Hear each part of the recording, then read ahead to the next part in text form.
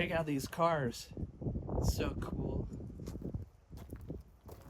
Oh, I promise not to say cool routinely.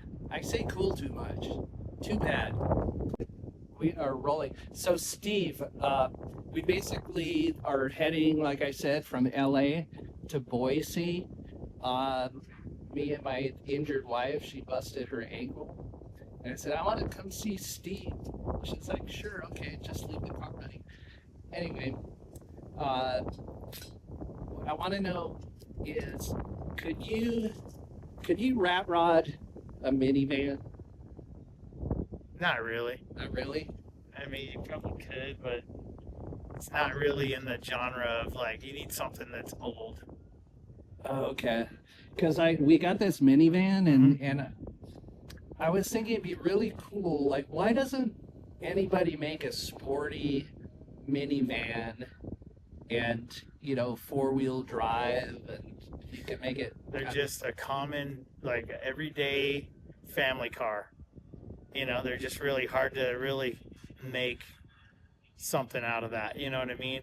You need an old body. I mean, it's the tradition of these old cars that gives it a soul. Okay, so it's got to have a soul. Yeah, I feel like they got to have some kind of a soul. And nowadays people just look at cars as transportation. I look at them like they have a story and they lived a life, and that car right there is 90 years old. So it's like I'm gonna pan over. Yeah, it's lived a life of I don't know how many times it's probably been. Somebody's gone through it and redone the car. I might have been the fourth guy that has restored that car. Okay. So minivans in the future, because they run on electronics and they have a computer, and they're probably not going to be around. So they're a tool. They're a tool compared to like back then they were a tool, but people bought cars because they loved the body style and the way that they looked. And now I think it's like, what's the cheapest, easiest way to have transportation? What's the best gas mileage? Back then they didn't care about gas mileage. Gas was 25 cents a gallon. Now it's freaking $6 a gallon. Right. So like maybe 65 Corvair van or something with that. Yeah, I mean that'd be a cool one. The Right. Corvair was kind of a pile. The engine in them never really ran that great. They were kind of a harder. Corvair was just. They were kind of a cool car, but they just didn't quite make it because the Corvair engine was just air cooled. They weren't really a very dependable, like a Volkswagen. Volkswagen, you can go anywhere really.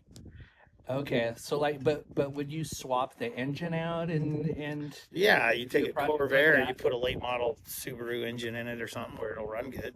And then could you convert it to four-wheel drive?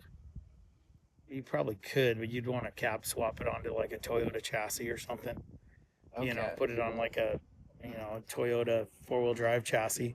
Then you could get some four-wheel drive out of it. But the best way to do it is to take all that old stuff, move it over, take the old body and put it on a late model chassis.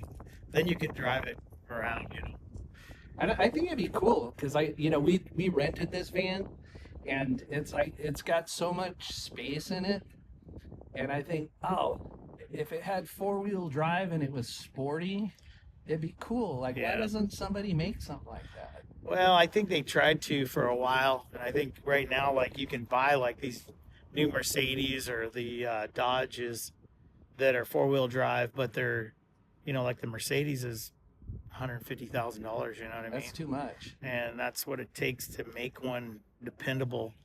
You know what I mean? To drive down the highway every day. Oh, okay. So it's tough. Like it really is. It's hard to, even if you cab swap it, you're probably still going to have issues with it going down the road.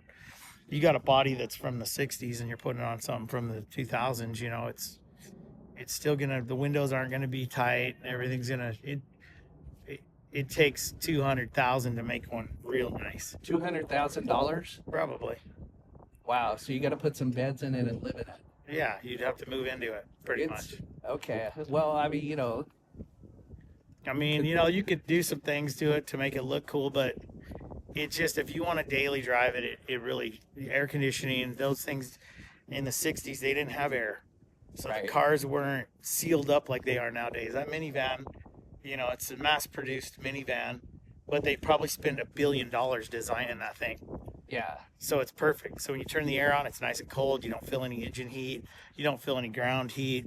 It's insulated really nice, so you can comfortably travel in it. But if you take an old car and you try to do the same thing, Right. it costs you $200,000 to make it, to even get close. See, I don't know. I don't know anything about anything, especially cars. Like, to me, I just think it'd be really cool to take a minivan that you rented from Alamo and then return it like totally rat rotted, and they're like, "What have you done to our car?" Yeah, you could do that. I'm sure you'd have to buy the insurance on it first. Right. Make sure when you take it back, they'd be like, yeah, we're going to turn that into the insurance company. Your thing looks like hell. I didn't think about the insurance company. So Yeah. you actually could do it without landing in jail. Probably, but you'd have to have the insurance company pick it up because it looked like, the only thing you can do with the minivan is just like what people do. They just glue shit on them. They just glue little knickknacks on them and drill holes inside of them, and there's just nothing you can really do to make them look good. Yeah. Nothing. I mean, You know what? If I had a bunch of money, I would buy that Apache from you that you did as a rat rod. yeah. But I think you did it for somebody, right? Yeah, I did that for somebody, and then they came and got it, and they let's see, we built it. Yeah, so now it's in California, and the guy still drives it around. I mean, it's cool. They still cruise it, but like I said, it don't have air conditioning. It takes some work to get it like really nice to drive down the highway. And then you got 44-inch tires on it, and they don't ride good on the highway. They beat the shit out of you. So some are just for like cruising around and having fun. Mm-hmm. And then like this one, I built this one so I could actually drive it down the highway Yeah. and go to Vegas and back and cruise it. And then you have some that are so chopped and channeled that they're just for going to car shows and cruising around and having some fun. Cool. So I'm a little bit disappointed because last time I was here, I'm not saying you did this on purpose, but you kind of gave me the impression that you own the town, and it turns out that you don't. Yeah, no, I own this part right here. It Uh-huh. goes down through here. And then I got another piece of property over here, and then I got another piece over there. But yeah, no, I don't own the town. The town is owned by individuals. It's a Clark County piece of ground. Uh-huh. So, but I just in control of my little area of town. Which you're doing cool things. Yeah. Like you're lighting up, you got cars on the roof that you're going to string them up with lights, and Mm-hmm. it just, but you know what? You're a cool guy, and you took time out of your day to talk to me, and I don't know if any of this stuff's going to be usable or not, but it's, you know what? It's going to be a nice memory for me. Right, cool. And then hopefully, you'll find something in it that you could post to your million followers, or shit, I don't even know if I have. I don't even know what I have for followers. you got more than me. Probably, but No, definitely. Cool. no, it'll be cool. Yeah, just let me know when you post it. Awesome. It'll be fun. Cool. So, right on. Well, next time.